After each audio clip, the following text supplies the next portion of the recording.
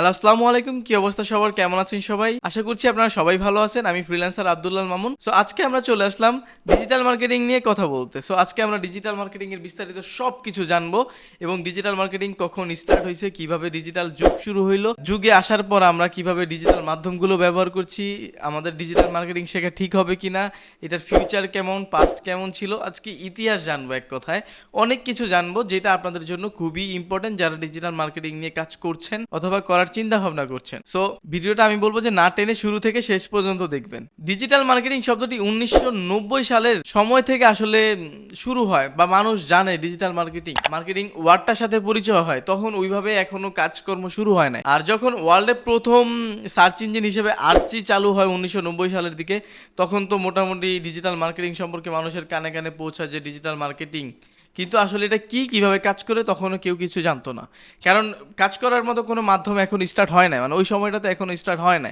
এই জন্য কেউই কিছুই জানতো না, বাট জানতো যে ডিজিটাল মার্কেটিং কিছু একটা আছে। আবার যখন ওয়েব 1.0 প্ল্যাটফর্ম চালু হয়, ওই সময়টা থেকে আবার মানুষজন কি হয় ভালোভাবে বুঝতে পারে যে আসলে ডিজিটাল যুগ শুরু হয়ে গেছে। কারণ সে চাইলেই একটা ইনফরমেশন বের করতে পারতো, যে কোনো কিছু সার্চ করে ইনফরমেশন কালেক্ট করতে পারতো, অনেক কিছু ইজি হয়ে গেছে। যার কারণে মানুষ মোটামুটি একটা ধারণা করে নিত যে না, এখন ডিজিটাল যুগ আসলে শুরু হয়ে গেছে, যার কারণে আমরা এই ধরনের ইনফরমেশন কালেক্ট করলে, কোনো কিছু লিখে সার্চ করলেই পেয়ে যেতেছি। এই জন্য মানুষজনের একটা আশ্বাস আসে এই অনলাইনের প্রতি বা একটা ডিজিটাল যুগের প্রতি। ওয়েব 1.0 যুগে মানুষ এখনো জানতো না যে আসলে প্রচার করা যাবে কিনা।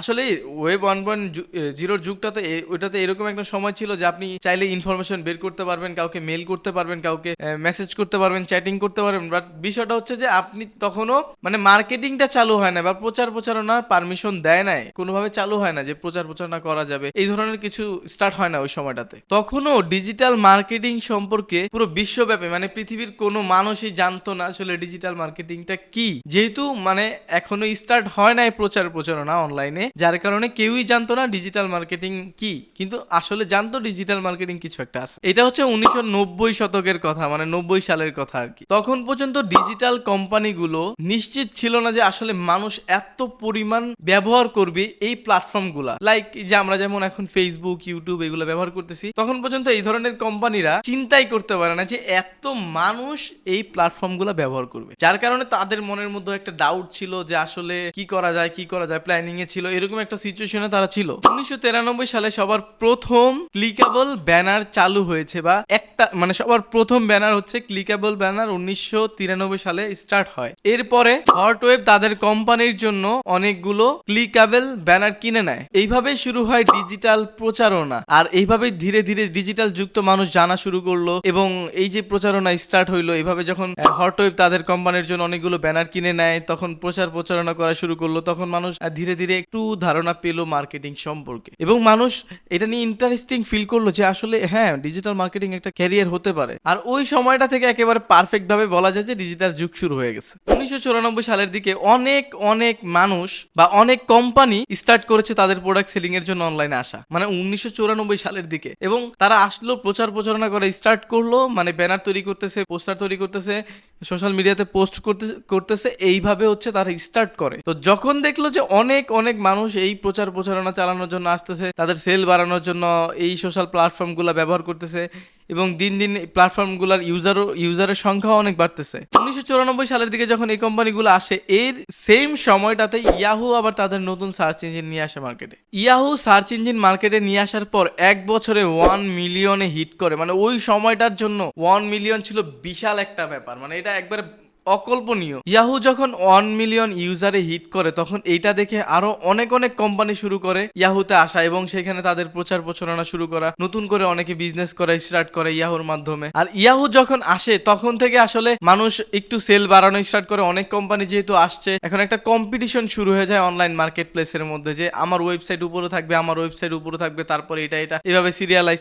তো এই সময়টাতে শুরু হয় মার্কেটিং এর খেলা। সো মার্কেটিং তখন থেকে খুব ভালোভাবে প্রপার ভাবে স্টার্ট হয়ে যায়। তখন কি হয়, সার্চ ইঞ্জিন র্যাঙ্কিং নিয়ে মার্কেটিং শুরু করে হচ্ছে ইয়াহুকে আপনি টাকা দেবেন, তাহলে সে কি করবে, আপনার ওয়েবসাইটটাকে সামনে নিয়ে রাখবে, অথবা আপনি এসইও করে সার্চ ইঞ্জিন অপটিমাইজেশন করে আপনার ওয়েবসাইটকে উপরে নিয়ে যেতে পারেন। তো এরকম কিছু পদ্ধতি ওই সময় থেকে স্টার্ট হয়। তবে এখনো মানে ওইভাবে আসলে মার্কেটিংটা হয় না। জাস্ট ইয়াহু ছোটখাটো একটু হেল্প করতো কোম্পানিদেরকে, যে টাকা দিলে ওয়েবসাইট গুলাকে উপরে একটু নিয়ে আসবে, তারপর হচ্ছে একটু পোস্ট ব্যানার এগুলা একটু করতে দিত। তাছাড়া তেমন কোনো মার্কেটিং ওইভাবে টুল আসে নাই, বা এখনকার যুগের মতো এতটা হয় নাই। তো এরপর কি হয় যে 1996 সালের দিকে তখন আবার অনেকগুলা টুল একসাথে আসে, যে আপনার মার্কেটিং টুলগুলো যেগুলোকে বলে কিওয়ার্ড রিসার্চ করার টুল, আপনার ওয়েবসাইটকে কিভাবে সামনে নিয়ে যাবেন সেই পদ্ধতি নিয়ে টুল আসে। এরকম অনেকগুলো ওয়েবসাইট চলে আসে, টুল চলে আসে, যেগুলো কোম্পানিদের জন্য খুবই ইম্পর্টেন্ট হয়ে যায় এবং খুবই গুরুত্বপূর্ণ হয়ে যায়, সবাই ইউজ করা শুরু করে ওইগুলো। যে টুলগুলো আসছিল সেগুলোর নাম যদি আমি একটু বলি, হটবট, যেটা দিয়ে হচ্ছে মানুষ মার্কেটিং করার জন্য ইউজ করতো। তারপর হচ্ছে লক স্মার্ট, এটা হচ্ছে আরেকটা টুল। এরপর আরো কয়েকটা টুল ওই সময় লঞ্চ হয়েছিল। আরেক সবচেয়ে পপুলার যেটা এখন পর্যন্ত আছে ওইটা হচ্ছে অ্যালেক্সা। এই টুলটাও তখন থেকে লঞ্চ হয়, মানে 1996 সালের দিক থেকে। এসইও মানে মার্কেটিং করার জন্য এই টুলস গুলা তখন মানে আসে মার্কেটে, আর এগুলো চাহিদা তখন অনেক বেড়ে যায়, অনেক কোম্পানি ইউজ করা শুরু করে। এবং এই সময়টাতে ডিজিটাল যেই ব্যাপার বা যে ব্যবহার এগুলো খুব ভালোভাবে চলতেছে, খুব ভালোভাবেই রান হচ্ছে, সবাই ব্যবহার করতেছে। সো এভারেজে দেখা গেছে খুব ভালো একটা রেজাল্ট পাওয়া যাচ্ছিল। এরপর 1997-98 এইভাবেই নর্মালি পার্ট টু পার্ট ভাবে এইভাবেই যাচ্ছিল।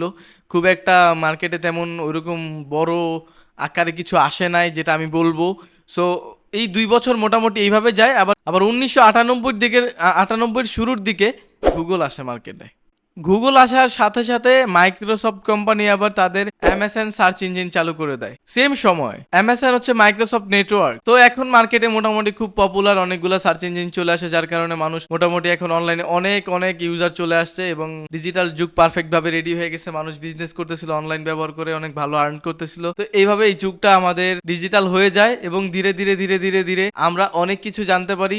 আমরা অনলাইন থেকে এখন সবকিছু করতে পারতেছি। আমি আর্নিং করতেছি, আপনারা আর্নিং করতেছেন, আর্নিং করা যাচ্ছে, প্ল্যাটফর্ম গুলো ব্যবহার করা যাচ্ছে, যেগুলো খুবই প্রয়োজনীয় হয়ে দাঁড়াইছে আমাদের জন্য এবং আমাদের ডেইলি লাইফেও প্রয়োজন হয়। 2006 সালে যখন 6.4 বিলিয়ন মানে হচ্ছে 64,000 লাখ ইউজারে হিট করে এই অনলাইন প্ল্যাটফর্ম গুলা, তখন তো আর কোনো কনফিউশনই ছিল না মানুষের মধ্যে যে না এখানে বিজনেস করা যাবে কি যাবে না। দেখেন এইখানে যদি 1.4 বিলিয়ন মানে 64,000 লাখ মানুষ যদি এখানে থাকে, তাহলে দেখা গেছে আমি যদি একটা প্রোডাক্ট সেল করতে চাই, সেখানে একটা পোস্ট করলে অন্তত 64,000 মানুষ তো দেখবে এবং ওই 64,000 মানুষ থেকে আমার অন্তত 64টা কাস্টমার তো থাকবে। তো এইরকম ধারণা নিয়ে কোম্পানিগুলো তখন অনেক প্রচারণা শুরু করে, অনেক ব্যানার পোস্টার ডিজাইন করে এখানে আপলোড করে সেখানে আপলোড করে।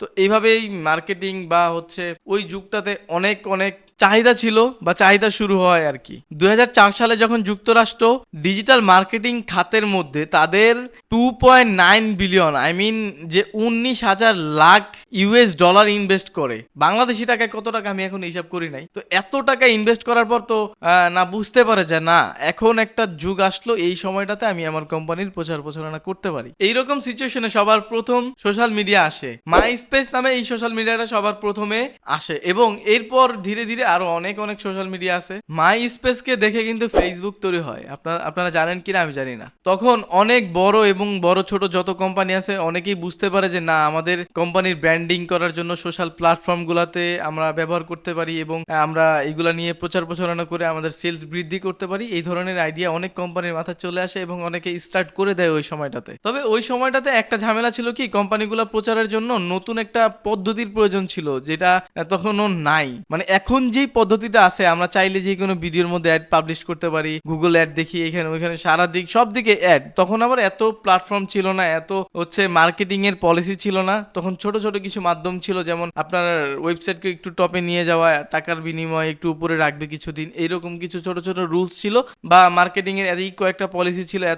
এত মানে এখন যেভাবে আসে এতটা ছিল না। সো এই জন্য কোম্পানিগুলার খুবই প্রয়োজন ছিল যে একটা ভালো মাধ্যম, যার মাধ্যমে আমি খুব ভালো বেশি প্রচারণা করতে পারবো এবং আমাদের সেলটা বৃদ্ধি করতে পারবো। তো যেহেতু দেখেন আপনি একটু ভালো করে দেখেন 1990 সাল থেকে থেকে এই ডিজিটাল যুগ শুরু হয়, ডিজিটাল মার্কেটিং শুরু হয় এবং এরপর থেকে দিন দিন বেড়েই চলেছে 2004, 5, 6, 7, 8, 9 এই দিক থেকে সোশ্যাল মিডিয়াগুলোতে অনেক মানুষজন আসলো, অনেক প্ল্যাটফর্ম আসলো এবং ডিজিটাল কোম্পানি আসলো, ডিজিটাল ব্র্যান্ড আসলো, ডিজিটাল মার্কেটিং এর টুল আসলো।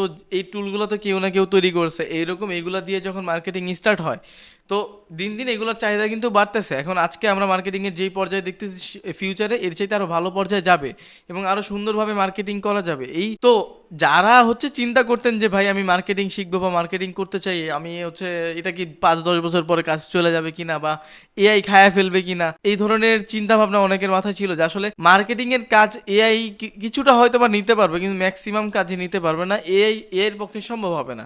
সো আপনারা একেবারে চিন্তাই করবেন না, মার্কেটিং চাইলে শিখতে পারেন, কোনো প্রকার প্রবলেম নেই। ফিউচার মার্কেটিং এর খুবই ভালো, যেহেতু আপনি ইতিহাসটা দেখে আসছেন, সবকিছু ভালো, সামনের দিকে একটা আইডিয়া করা যায় খুব ভালো হবে। বা আপনি চাইলে আপনারা নিজের বিজনেস স্টার্ট করতে পারেন, নিজের বিজনেসের প্রচার প্রচারণা করতে পারেন, সেই প্রচার প্রচারণা দিয়ে আপনার বিজনেসকে গ্রো করে সেটা দিয়েও আপনি ভালো একটা আর্ন করতে পারেন। বর্তমান যুগে 65% মানুষ স্মার্টফোন এবং সোশ্যাল মিডিয়া ব্যবহার করে, তাহলে আপনি চিন্তা করেন যে এখন কি পরিমাণ মানুষ পুরো ওয়ার্ল্ডের মধ্যে আছে। এর মধ্যে যদি 65% মানুষ এইগুলাই সোশ্যাল মিডিয়া প্ল্যাটফর্মগুলো ব্যবহার করে, তাই দ্যাট মিনস কত মানুষ হয় এবং এতগুলা মানুষের মাধ্যমে আপনি আপনার প্রোডাক্ট, আপনি আপনার তথ্য বা আপনি কোনো কিছু বিক্রি করতে চান, এগুলো আপনি চাইলেই এখন ইজিলি সেল করতে পারছেন। কিন্তু এগুলোর জন্য একটা প্রসেসিং আছে, এই প্রসেসিংটা জানাকে বা সেল করার মাধ্যমগুলোকে বোঝাকে বলা হচ্ছে ডিজিটাল মার্কেটিং। সো আপনি আপনার জন্য করেন, আপনার ক্লায়েন্টের জন্য করেন, আপনি চাইলে শিখে রাখতে পারেন, আপনার নিজের বিজনেসের ক্ষেত্রেও কাজে আসবে এবং কি আপনি চাইলে আপনার ক্লায়েন্টের কাজও করতে পারবেন। সো আজকে যদিও ভিডিওটা অনেক লং হয়ে গেছে, যারা ভিডিওটা শুরু থেকে শেষ পর্যন্ত দেখছেন তাদেরকে অবশ্যই খুবই ধন্যবাদ,